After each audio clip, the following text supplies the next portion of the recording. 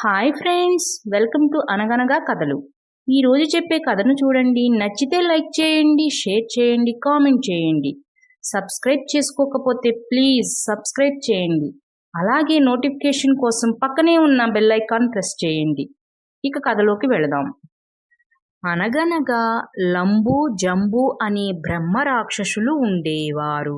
వారి నివాసం అడవి మధ్యలో ఉన్న ఒక పెద్ద చెట్టు. ఆ రాక్షసులు అటుగా వెళ్లే బాటసారులను భయపెట్టి బెదిరించి చంపి తింటూ ఉండేవారు. ఒకరోజు లంబూ జంబూ కబుర్లు చెప్పుకుంటూ ఉండగా మధ్యలో, ఏరా లంబూ, నేను మానవుడిగా మారిపోవాలనుకుంటున్నాను. మానవుడిగా మారిపోవాలంటే ఏం చెయ్యాలి అని లంబుని అడిగాడు జంబూ. ఏంట్రా జంబూ, నీకీ వింత కోరిక ఎందుకు కలిగింది అని అనుమానంగా అడిగాడు లంబు. ఏమోరా, నాకు మన జాతి మీదే విరక్తి కలిగింది. మనం అందరినీ భయపెట్టి మనుషుల్ని ఆహారంగా తింటూ ఉంటాం కదరా, అది మహాపాపమంట. అదే మానవులు చూడు, చీమకి కూడా హాని చెయ్యరు. అమ్మ, నాన్న, అక్క, చెల్లి, స్నేహితులు అంటూ ఒకరిపై ఒకరు ఎంతో ప్రేమగా ఉంటారా, ఎవ్వరికీ హాని చెయ్యరు. అందుకే నాకు ఆ జాతి మీద గౌరవం పెరిగింది. నేను కూడా మానవుడిగా మారిపోవాలనుకుంటున్నాను అని చెప్పాడు జంబూ. ఒరే జంబూ, ఆ విషయంలో అయితే ఆ మానవుల కంటే మనమే నయంరా.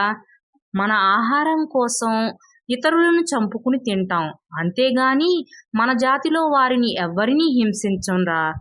కానీ ఆ మానవులున్నారే, పైకేమో ప్రేమ అభిమానం అని చెప్తారు గాని లోపల మనకంటే క్రూరులు.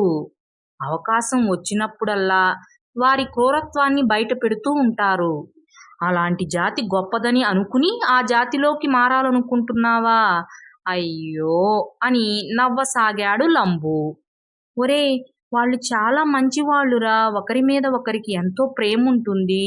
మనలాగా ఒకరిని చంపి తినరు అని చెప్పాడు జంబూ.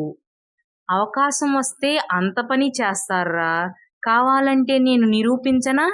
నేను నిరూపించిన తర్వాత అది నిజమైతే నువ్వు మరలా జీవితంలో ఎప్పుడూ మానవుడిగా మారిపోవాలని కోరుకోకూడదు, సరేనా అన్నాడు లంబు.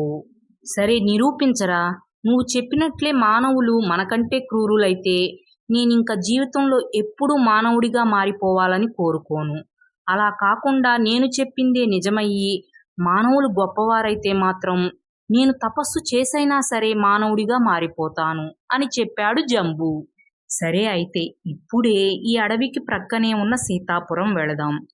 అక్కడ ఏ ఒక్కరైనా సరే మంచిగా ఉంటే నువ్వు చెప్పినట్లే మానవులు గొప్పవాళ్ళు. అలా కాకపోతే ఇంకెప్పుడూ నా ముందు మానవుల్ని పొగడొద్దు అని చెప్పాడు లంబు.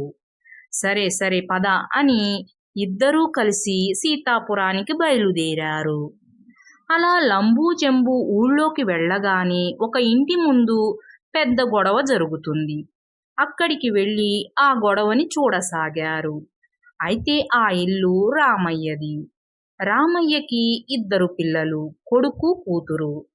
ఇద్దరి పిల్లలకు పెళ్ళిళ్ళు చేసేశాడు, వారికి పిల్లలు కూడా. అయితే కొద్ది రోజుల క్రితమే రామయ్య భార్య మరణించింది. అప్పటి నుంచి రామయ్య కొడుకు దగ్గరే ఉంటున్నాడు. కొడుకు సరిగ్గా చూడడం లేదని కూతురు వచ్చి తన అన్న మీద పోట్లాడడం మొదలుపెట్టింది.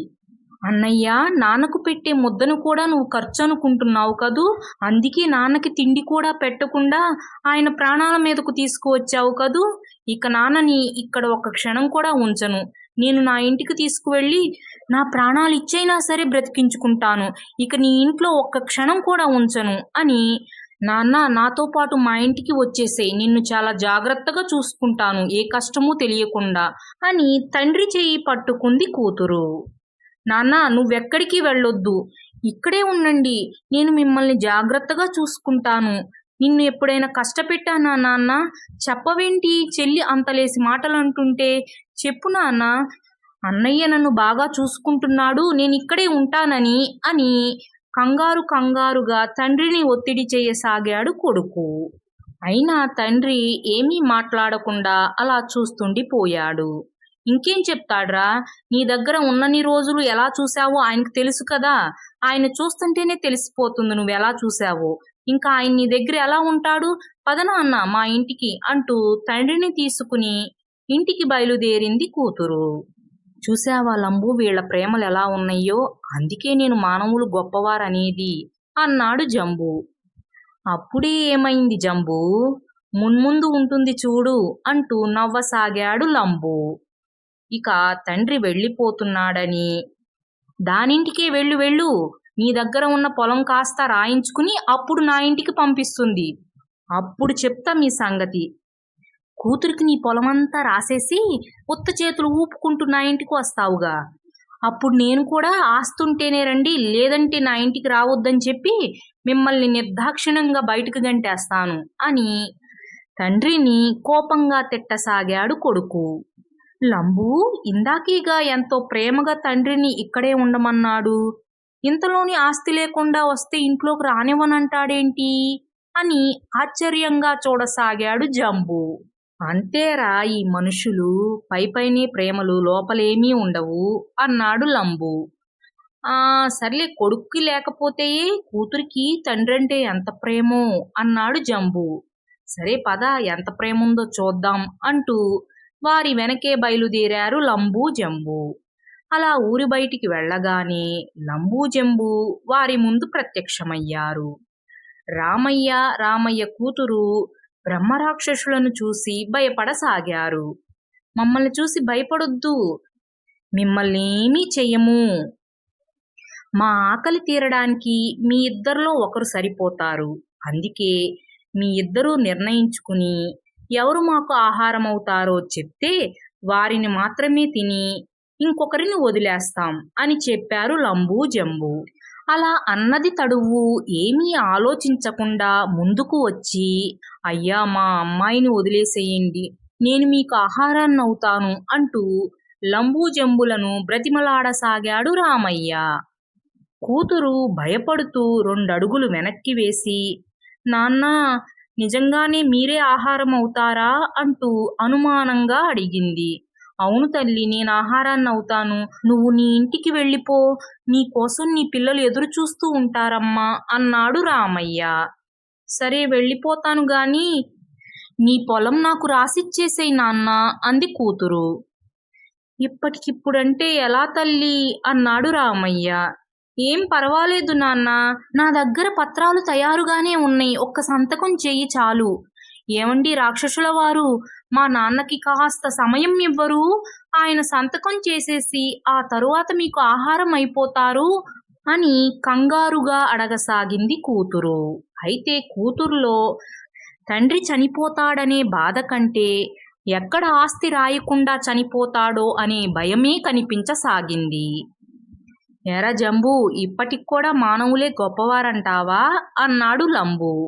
జంబు ఏమీ మాట్లాడకుండా, మిమ్మల్ని ప్రాణాలతో వదిలేస్తున్నాము, ఇక్కడి నుంచి వెళ్ళిపోండి అని రామయ్య వాళ్లతో అన్నాడు. రామయ్య ఆ రాక్షసులకు ధన్యవాదాలు తెలిపి కూతురితో వెళ్లకుండా కొడుకింటికి వెళ్ళిపోయాడు. ఏమంటావు జంబు, ఇంత చూసిన తర్వాత కూడా మానవులు గొప్పవారే అంటావా అని అడిగాడు లంబు. కూతురు కొడుకు అలా ఉన్నా తండ్రి చాలా మంచివాడు కదా, చూడు కూతురి ప్రాణాలు కాపాడడం కోసం తన ప్రాణాలు ఇస్తానంటూ ముందుకు వచ్చాడు అన్నాడు జంబు.